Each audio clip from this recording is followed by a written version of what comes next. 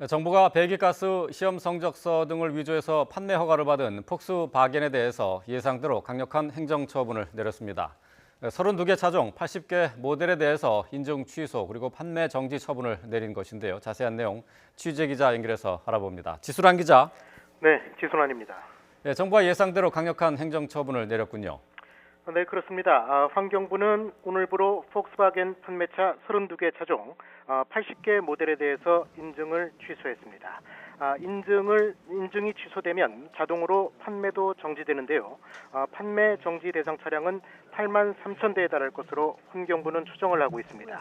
앞서 지난해 11월이죠. 배기가스 저감 장치를 조작해 인증이 취소된 12만 6천 대까지 합치면 인증 취소 차량은 모두 20만 대가 넘을 것으로 보입니다.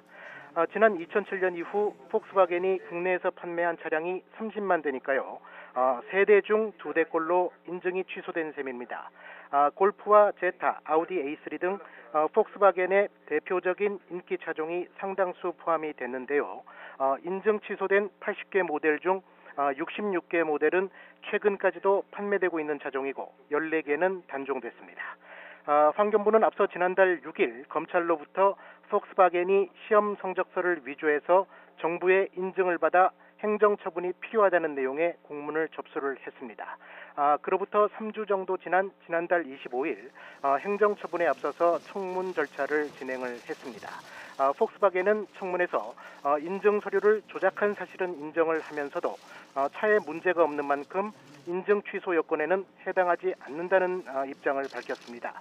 하지만 환경부는 거짓과 속임수로 인증을 받은 건 우리나라 자동차 인증제도 근간을 뒤흔드는 중대한 문제라면서 폭스바겐의 주장을 일축했습니다. 또 폭스바겐이 재인증을 신청을 하면 이제부터는 서류가 아닌 실제 실험을 통해서 철저하게 검증하겠다고 밝힌 상태여서 재인증도 그리 쉽지 않을 전망입니다. 네, 정부가 32개 차종에 대해서 인증 취소 조치를 내렸고요. 이것과는 또 별개로 과징금도 부과를 했죠.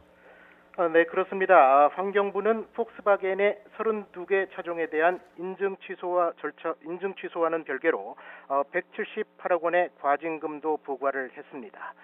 배기가스 성적서를 조작한 24개 차종 5만 7천 대를 과징금 부과 대상으로 분류를 했는데요. 차종당 과징금 상한액을 10억 원으로 적용을 했습니다.